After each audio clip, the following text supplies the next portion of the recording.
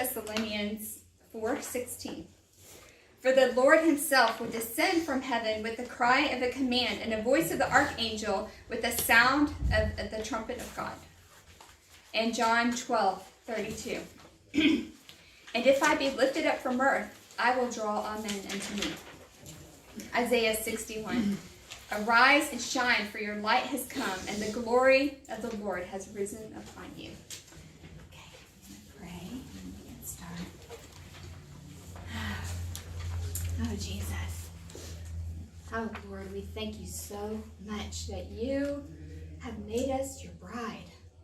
And Lord, our eyes are on you, and we could even look to the skies right now, and I know sometimes I do, and I wonder, are you about to descend and come for us? Because we are waiting, and our hearts feel it, our souls feel it, our spirits feel it. We know that it could be any second now. It could even be before this lesson's done that you could come, the trumpet could sound, and you could come and for your bride. And we could suddenly be with you and celebrating our wedding day this very day. Oh, it gives me chills to think about it, Lord. But I thank you that not only that, but the greatest miracle is that we get to celebrate it even now, Lord. Our hearts get to jump up there and rejoice with you, and because you came for us already, Lord. That we can celebrate right now, and our hearts can already jump for joy because you already came, and our wedding day is here, and that joy is there too. And we're just so rejoicing in you this morning. We thank you, Jesus. We thank you for coming for us. We thank you that you are coming for us. And we thank you that we get to come for you because of the freedom you gave us to do that. We love you. We love you. We love you. We love you because you always love us so well. And Lord, I just pray right now just for a supernatural anointing to just come upon us. Supernatural ears to hear. Supernatural hearts to know. Supernatural eyes to see. So that we might know you more. We might love you more, and we might live for you more. The church is struggling so much to see and know and hear and understand. But we're here, and we're waiting on you, and we are ready, Lord, and we want to be yours, and we want to come and understand and hear and know and see. So we invite you here, and we say, come. And help us when we leave this room, help us extend that come, so that when we meet other people, that they'll hear the words of you through our hearts saying, come to the party, come to the wedding. We love you. We thank you for being here with us. It's in your precious, precious name we pray, Jesus, our beloved bridegroom. Amen. Okay, so we left off last week with the wedding, the part of the wedding where the bride was presented, not last week, but the week before, with a cup of wine. And if she drank, that meant she was married. And she had the ketubah, which was the wedding contract. And she had the matan and the mohar were paid for her, that the price was paid for her, and the gift was given to her. And we know that that price was paid for us, which was the blood of Christ, and the gift of the Holy Spirit was given to us. And that at that point there was a wait that began. And the wait began when her groom veiled her. And he called her out, and he put her in himself, and he said, your I am is in my I am. And he called her, and he basically the same thing he said to us. The ecclesia, we are the called out ones. And so that every time she went out, she was veiled. And what that veil exemplified wasn't that she wasn't only called out, but it meant that she was called in.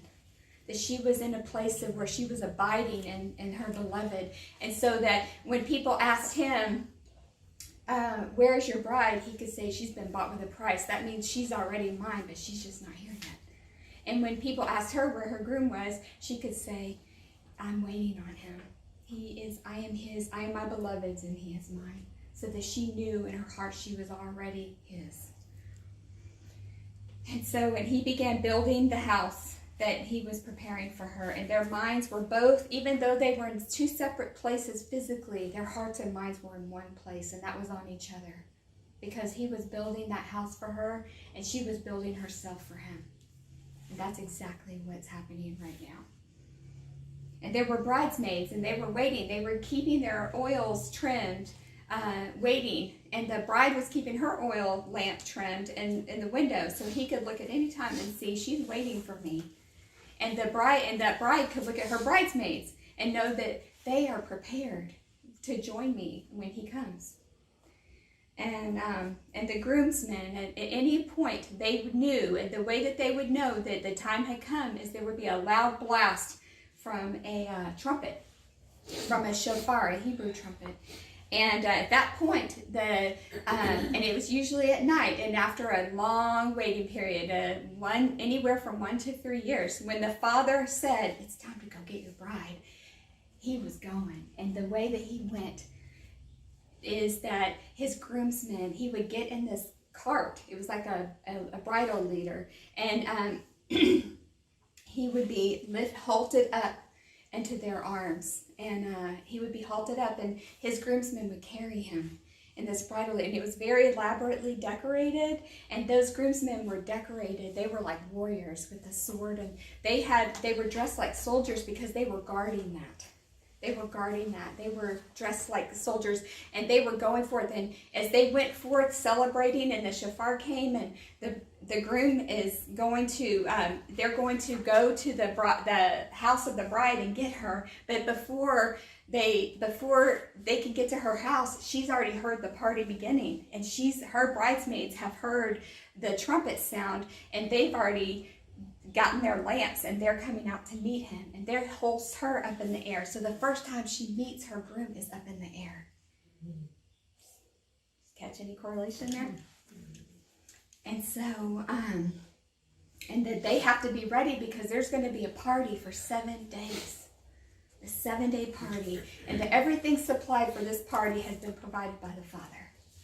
And they're going to, while the bride and groom are in this place under the huppah, which is a bridal chamber, all the guests are outside celebrating that this party is taking place, that this wedding is taking place. So we're going to go into a little bit more detail on the rest of that. But this is where this wedding, remember I said that towards the second part it gets a bit more of a prophetic turn? This is where this gets, because we're waiting for this part of the wedding right now. That any time that shofar could sound, and we the bride, are going to meet him up in the air. And that we know is the rapture. And there's going to be a 7-year party that's going to begin in heaven, but not a party here on earth. And so,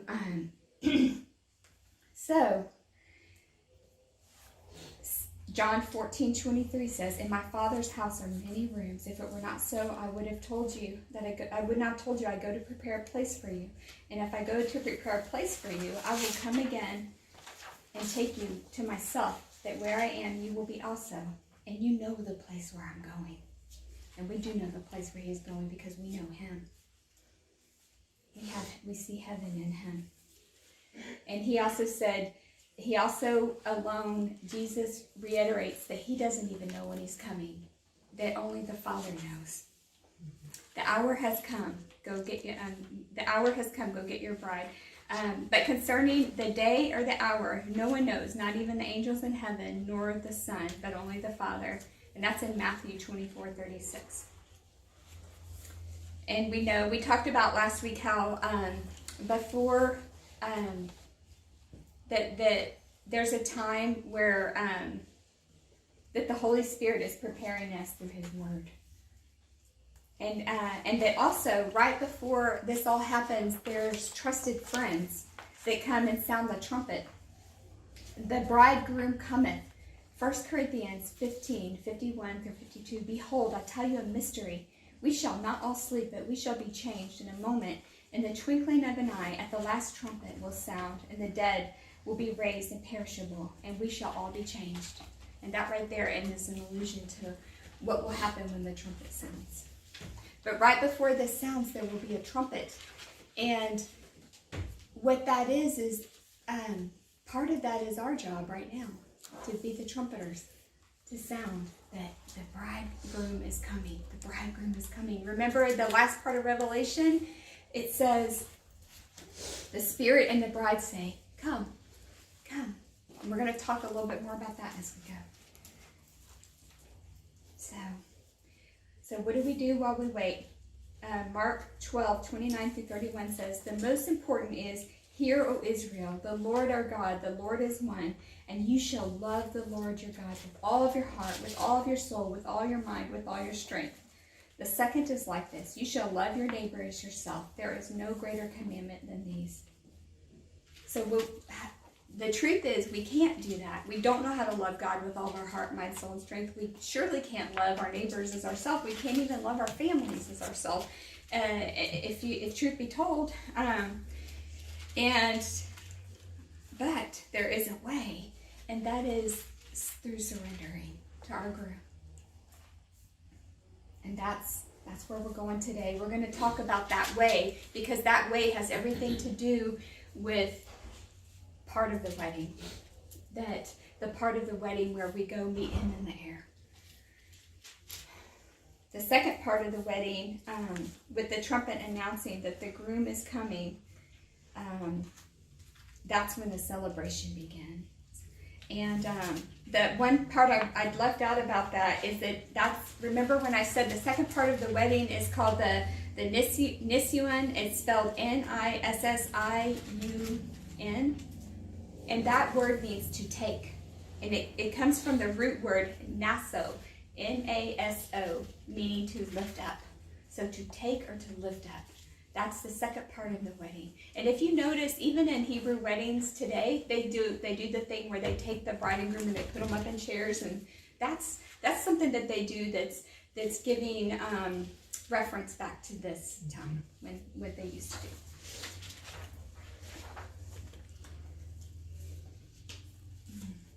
I also wanted to point out when I said that.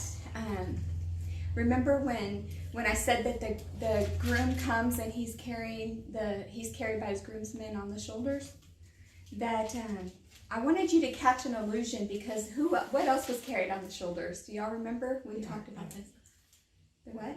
Ark. The ark. That's right. The Ark of the Covenant. And I thought that was really cool. And this is just me putting two and two together. But I just thought, when you look at the scripture, the most important is this: hear, O Israel, the Lord our God, the Lord is one, and you shall love the Lord God with all of your heart, with all of your soul, with all your mind, with all your strength. The second is like this: love your neighbor as yourself. There is no greater commandment than these. So when you hear that, and you hear when God made marriage, he said the two shall become one, and no one shall separate them. So you hear the Father's heart for this love of oneness and unity. And you hear when he's bringing the covenant of when he's talking about the groom coming to get the bride, and they're meeting each other in the air, and it's carried in the same way that the Ark of the Covenant, the most holy, which represented the very presence of God. Excuse me. Everything about God is, you can't separate God from oneness. And even the word holy means oneness. Oneness. And when the groom would come and take the bride and wrap around himself, he's saying, you're holy to me, you're one with me. So that it just really, really, really gives you a picture into the heart of God. That he's saying, this is what I think about marriage. You can't separate the covenant of oneness from me. And when you look at marriage and the beauty of it in itself, that is God's heart. Oneness is God's heart, and you can't separate that from him. He loves oneness so much that he even loves the illusion of it. He loves weddings because it's saying, I love when two become one, because I came to become one with you. I came to become one with you. I married you. I love when two become one, because one is what I'm all about. And that word Kaddish, which actually means marriage, is also the same word for sanctification. And sanctification is, it's that word Kaddish. It's a one-time thing, but it's also the same word it's a one-time event, but it's also an event that could happen over and over again. Just like your marriage began on such and such date, but your marriage is also continuing. That's the same way it is with God. You you became his, but you're also becoming his. And so when you think about, oh, I don't know what I'm doing with God, if you think about your marriage, it's the same thing. You're still becoming more and more of a bride as you go. You're still becoming more and more God's as you go, even though you already are his. Does that make sense? And even if you're not married, you kind of have an idea of what that's like, because no one has met the perfect wife and no one has met the perfect Christian. But we're on our way to becoming that. And if we didn't believe it exists, none of us would even try. And so, the bridal leader, she's carried on the shoulders of the groomsmen, who are dressed for battle. And part of that is because that's an allusion to that the groom is battling for you. He's battling to keep this covenant. That's an allusion that if you were to read Psalm 45, which is all about the wedding and about Christ's marriage to us, the groomsmen it talks about the groom and the groomsmen, their swords. And if you look at Jesus in Revelation, he's got a sword. He's with a robe dipped in blood, and he's got a sword in his mouth and also on his thigh. And he's a warrior because he's the one warring for this thing. So we don't have to work so hard at it. We just have to rest and believe in the one that is waging war for us. He is carrying this thing on his shoulders. Song of Solomon 3:6-8 says, "What is that coming in the wilderness like columns of smoke, perfumed with myrrh and frankincense, with all the fragrant powders of a merchant? Behold, it is the leader of Solomon." This is bridal talk. This is Solomon. The bride here is having a dream, and in her dream she's seen Solomon coming and on his wedding day, and she's having this image of him. "Around with 60 men of Israel, all of them wearing swords and expert in war, each with his sword on his thigh against the terror of night." And so we worry so much about the terror of night, but God's already defeated it. 2 Peter 3:10, "But the day of the Lord will come like a thief, and then the heavens will pass away with a roar, and heavenly bodies will be burned up and dissolved, and the earth and the works that are done in it will be exposed." That's pretty scary when you hear those words. But you know what's crazy is that the stars, the moon, the sun, they're all going to burn up and go away. But all that's going to be left is what we've done. And so one day, what you've done is really important, because we're spiritual beings. We're either going to be judged for what we've done. It's going to be exposed because we're going to have to stand before God for what we've done. Or we're going to stand before him in his righteousness in the wedding gown, saying, "I am what you did. I am what you did. My done is in you because I place myself in the I am." Is that cool? That's why we don't have to worry about what we've done or what we're doing, because he's the one doing it.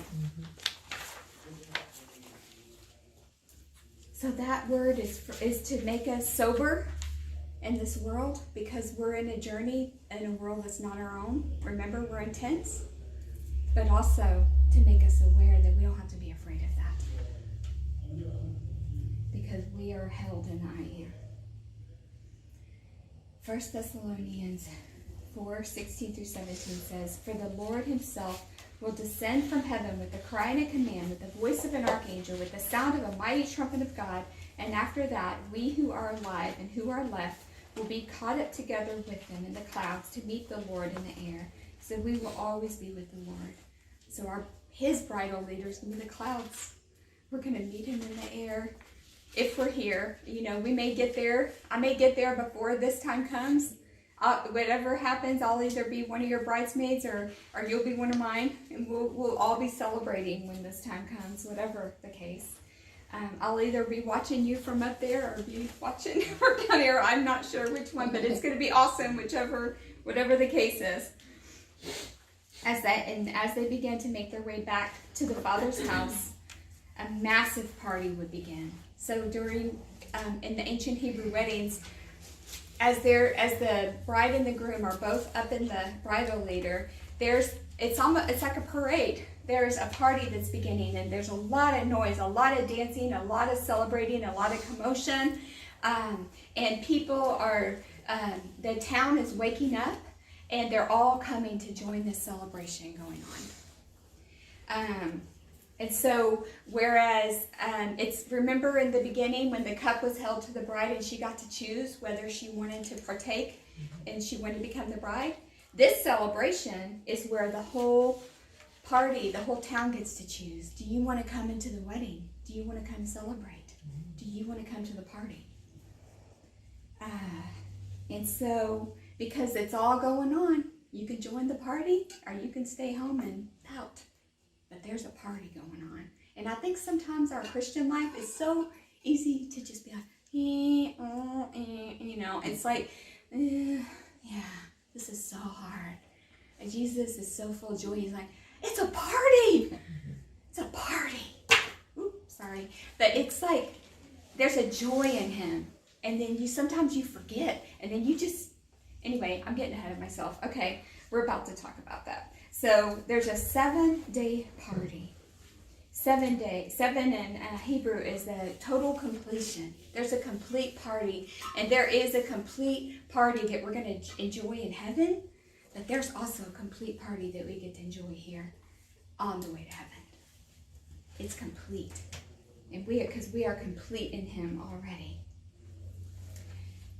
You know, as I was thinking about this, I was thinking, because it's so, there is a part of our hearts that are waiting for that. And we feel it.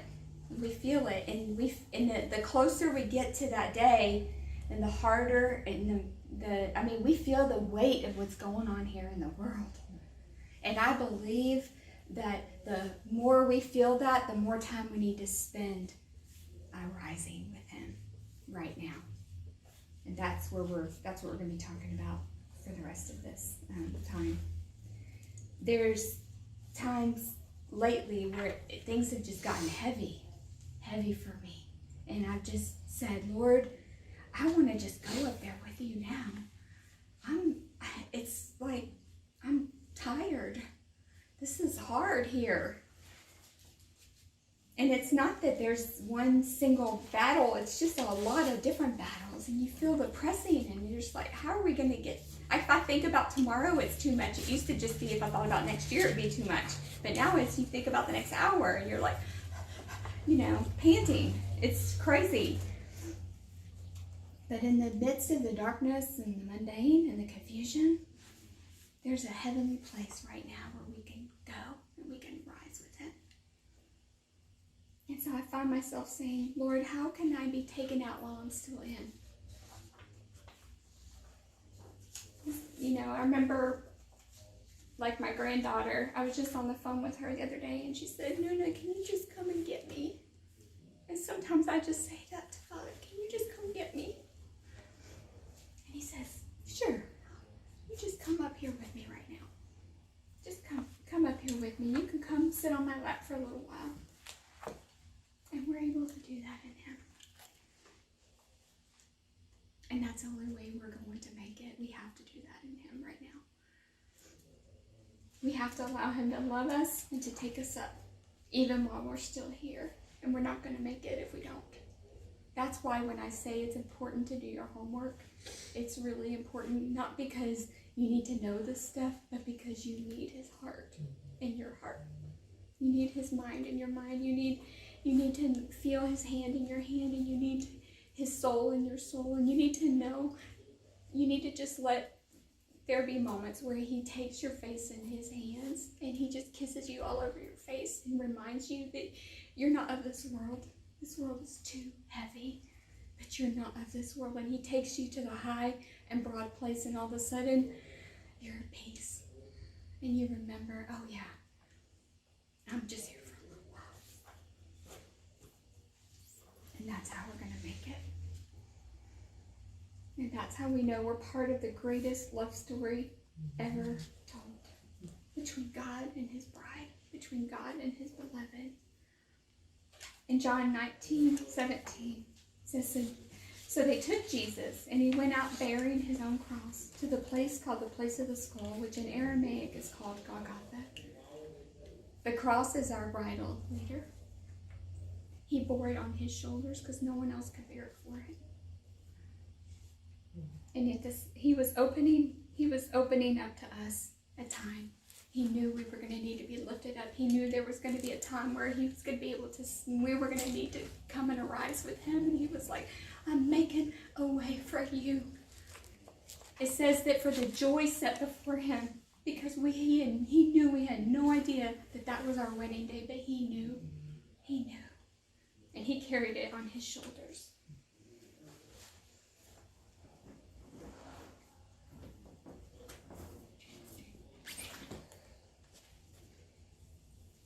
He knew that he knew that there was going to be great joy for us, and he knew there was going to be great joy for him, because he loves when we come in up there and sit with him.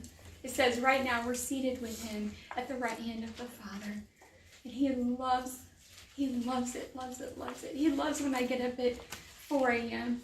and come and sit with him up there and just listen to him and weep and cry, and I don't even know sometimes what to say, and just sit there and just cry and let him love on me.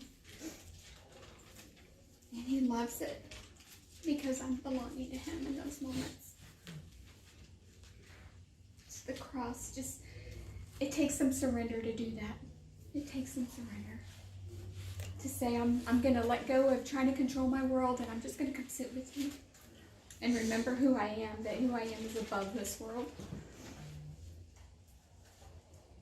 There was one day in my quiet time when he was really talking to me about this, and this was a while back, but I just was really struggling, and I couldn't even pray.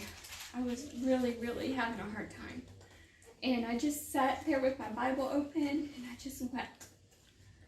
And I wept my heart out.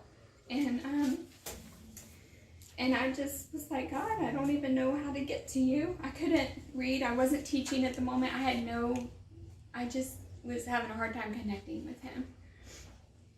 And I guess, believed that if I could just read the right scripture, if I could find the right words, that my heart would feel something. That in the back, I had left my radio on in the bathroom, and I just finally wept myself into tiredness. And I was just sitting there, just feeling so empty. And from the bathroom, I could hear that song by Chris Tomlin, I Will Rise. And these words, I will rise when he calls my name. No more sorrow, no more pain. I will rise on eagle's wings before my God, fall on my knees and rise.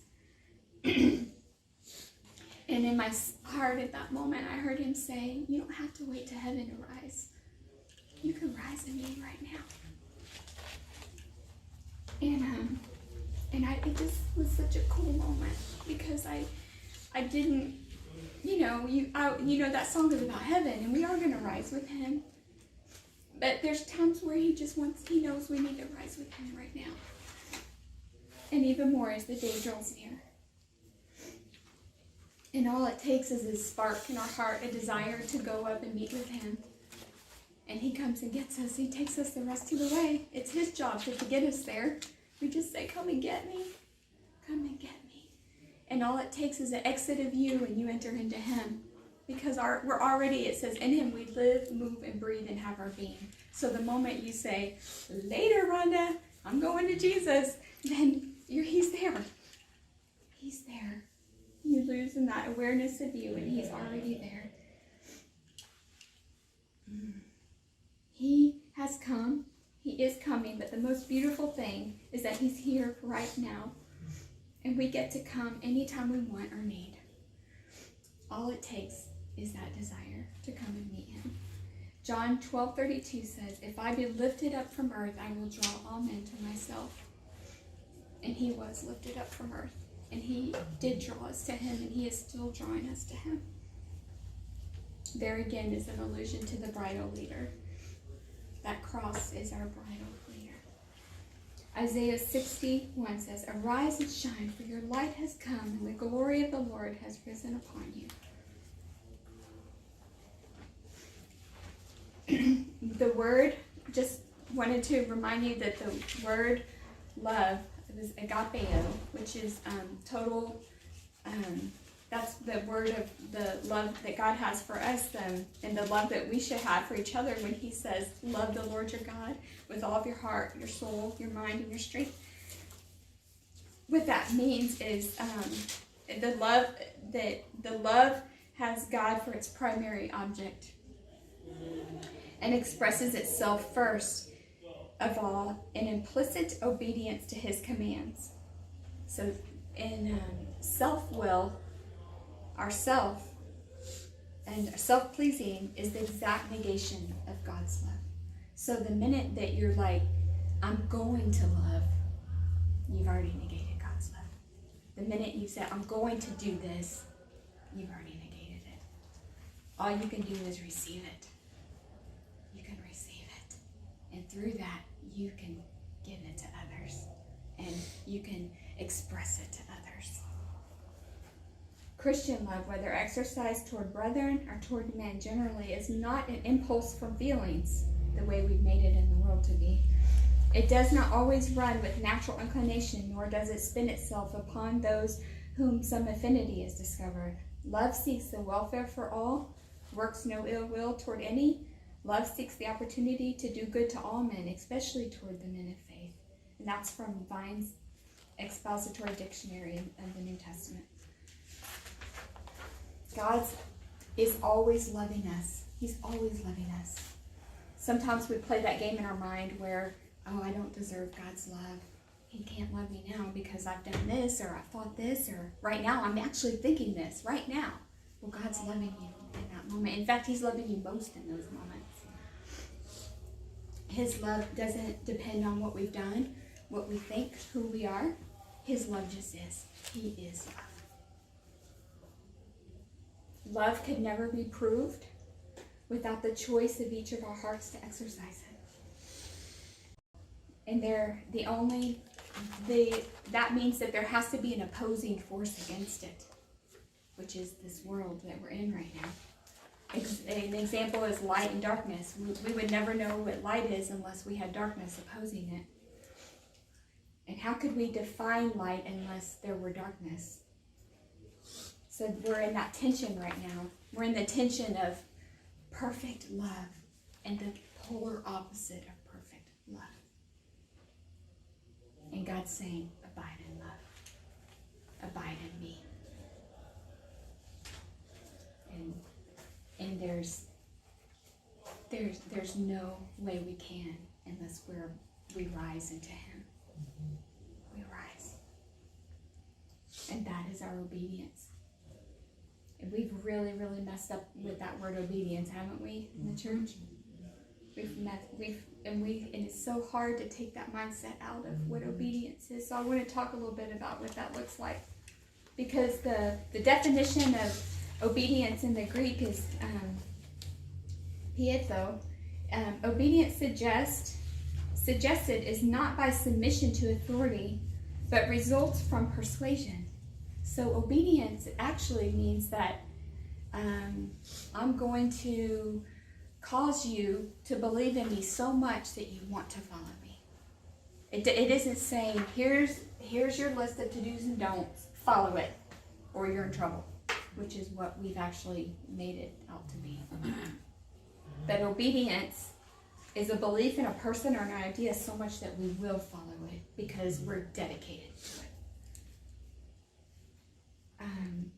Whereas disobedience of the Israelites is said to be evidence of their unbelief, faith is of the heart and visible faith is of the heart and visible to men. Demonstrated belief through obedience is the conduct that may be observed. So obedience is observed because their belief in someone or something or an idea. Make sense? When man obeys God, he gives the only observable evidence that his heart actually believes God. A thing does not come true until it is believed. And so God can look at us and say, I know you trust me. I know you love me because I can actually see the evidence of it. And that evidence is actually what's knitting our wedding gown together right now. That evidence is actually what's causing us a path of righteousness right before us. It's our wedding aisle and our wedding gown. It's our obedience. It's just saying, I believe you. I trust you. And how much does that matter to us when someone believes us and trusts us enough that we see it and we know it? We can get so messed up in this world looking for what the world says is love. But it's actually very evident when, if you look at your life and you look back at the exhaust of your life and you see God has proven his love for you over and over and over and over again, through maybe not the fuzzy feeling ways, but through his faithfulness. Therefore, I love that God is a visible thing, and his love for us is a visible thing.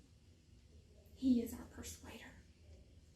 He knows when we have chosen to rise in him. And he constantly gives us a ramp through the cross to let us rise in him. It's unfakeable. He is unfakeable, and we are unfakeable in him.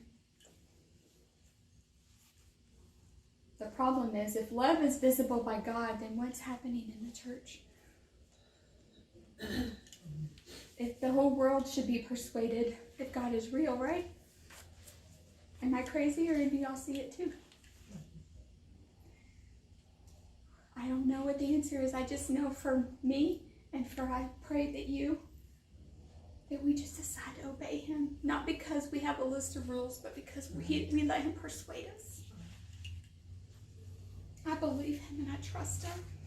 And I'm going to rise in him. And I pray, I just somehow believe in my heart that there's not a whole lot of us in this room, but if we just say, yes, I'm going to rise in him, I'm going to believe him, I'm going to let him persuade me, that somehow the whole world could be changed, because just this room right here, the whole world was changed by 12, but there's more than 12 in here.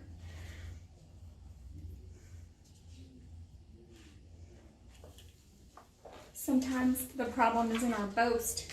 Sometimes Christians like to boast in the wrong things. We like to boast in our knowledge and our rightness of knowledge.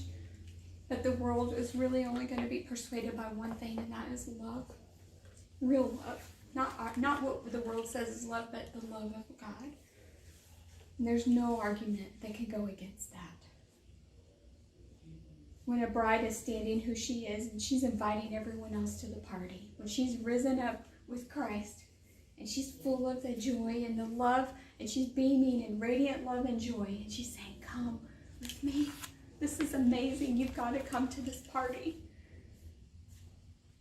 There's a difference between someone that says, if you don't go to that party, you're going to die and you're going to burn forever. And someone that says, you've got to come to this party. This is where the life is. This is where the love is. This is where the joy is. And it's not just them saying it, it's them living it. And you see it bursting out of them, and you want to come to the party because the joy that's exuding from them. And you know that is the Father's love. And you feel it burning through them, right through to you. That is the party you want to go to. Jeremiah 9:23-24 says, thus says the Lord, let not the wise man boast in his wisdom. Let not the mighty man boast in his might. Let not the rich man boast in his riches. But let him who boasts boast in this, that he understands and knows me. That I am the Lord, who practices steadfast love, justice, and righteousness in the earth. For in these things I delight, declares the Lord. And that thing just breaks my heart, that you know me. That's what he's saying. If you were to read the whole Bible from Genesis to Revelation, he's just asking that one question. Will you know me?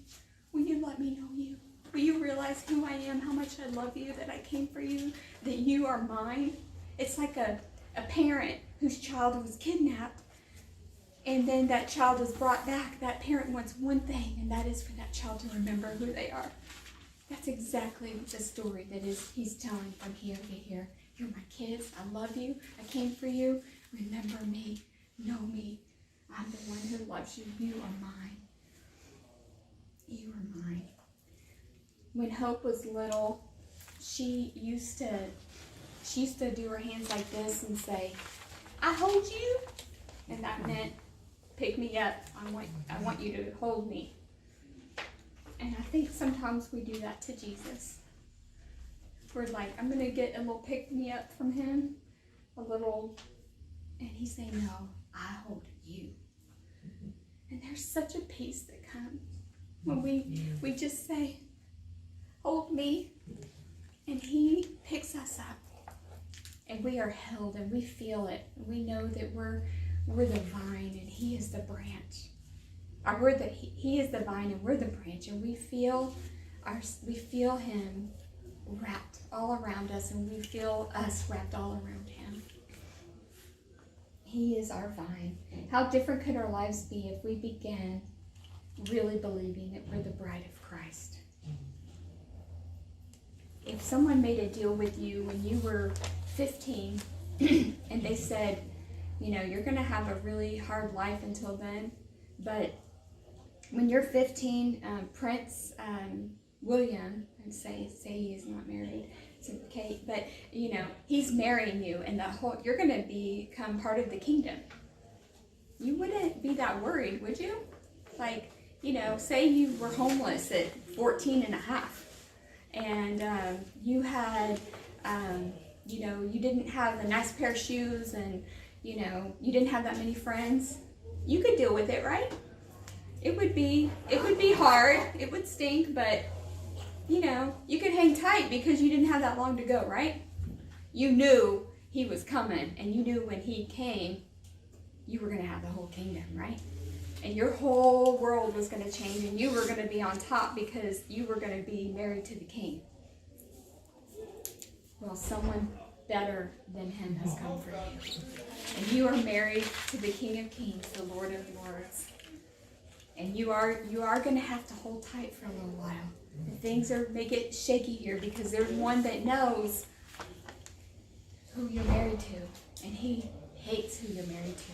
And it's evident in this world. And there's a tension in this world. And it's getting, the closer you get to your wedding day, the more and more hard it's going to get to remember that your king is coming for you. Your bridegroom is coming for you. But you can remember that there's not much to worry about because you got a whole kingdom and you're reigning beside him. Your bridegroom has come for you. Paul in Galatians 6:17 said, "From now on, let no one cause me trouble, for I bear on my body the marks of Jesus." I've been thinking about Paul a lot this week because Paul lived in the rise. He lived from that rising. He lived it so much that his body literally began to look like Jesus's. Scars all over it. He began to walk with just crouched over, and it's when you think about, I'm living in spiritual darkness. Well, Paul was living literally in the dungeon of Rome, a Roman prison. Wrote most of the words that we're like, oh, this is blessing me today. Wow, I can take courage in that. Well, those words came from Paul, who was literally in the stomach of hell while he wrote these words that we're taking courage in. Sometimes the most glory is born in the midst of the most darkness. Paul's life was spent in the rise. Note, from now on, let no one cause me trouble, for I bear my marks, the marks of Jesus. We're in a time where we're in the tension, but we get to arise and shine. Paul knew, Isaiah 60, arise and shine, for your light has come, and the glory of the Lord has risen upon you. And Paul knew how to be in a dark prison where his friends were being beheaded. And how could you encourage someone when you're saying, I'm not going to see you again till heaven, but take courage, man. We're shining. Keep shining on. He knew how to keep shining. He knew that his own head was about to come off any day, but he knew, I'm going to live for Jesus. I'm going to live for that shine. I'm going to live for his glory. He knew there was a moment that the glory of the Lord, he knew how to let the glory of the Lord rise upon him. I had a dream just recently about being at a party and an auction. It was one of those auction parties where you go, but it's like a fundraising thing. And I knew there was a gift there for me, and I would know it. I would know it. I knew it in my spirit that I would see it when I would know what it was when I saw it. And sure enough, all these things came out, and and then this one came out, and it was a cross, a glass cross, and it was all lit up. It was like glowing on the inside. And I was like, that's mine. That's mine. And the auctioneer said, it's $60. And I was like, I'll take it. And then as soon as I said, I'll take it, all of a sudden these parade of all these distractions came in front of me. All the things that I love, like Christmas decorations, shoes, clothes. And I was like, oh, do I want that instead? And I was like, and it became hard to find that cross. And I was like, no, I want the cross. I want the cross. And so when I immediately woke up after that, and I remembered Isaiah 60. Arise and shine, for your light has come, and the glory of the Lord has risen upon you. The price for our overcoming has already been paid. We just have to arise and shine and remember who we are and take it back every time we need to. Jesus, I thank you so much for all that you are, for all that you've done. I thank you that you have come for us and that we get to have our wedding day, even as we're waiting for our wedding day. How we love you, how we praise you, God. We thank you for just for the cross, Lord, and allowing us to climb up on your lap anytime we need, Lord. We thank you, we love you. Help us live in oneness with you. Help us go outside as we leave this room, extending that party to everyone, Lord, because you've filled us with your joy. We love you, Jesus, and I also just pray for protection over us today, Lord. I just pray for an extra measure of protection over us as our minds and our hearts and our souls try to comprehend something that you alone can help us understand. And I just pray for peace and perseverance, Lord, as we struggle to learn this and as we take joy in learning it. It's in your holy, precious name. Oh, Lord, and I also pray for protection of health, bodies, families. I just pray for extra measure of protection in our homes, families, marriages, physically, every type of protection you can give. We just pray that over our homes and families and our loved ones. In Jesus' name we pray.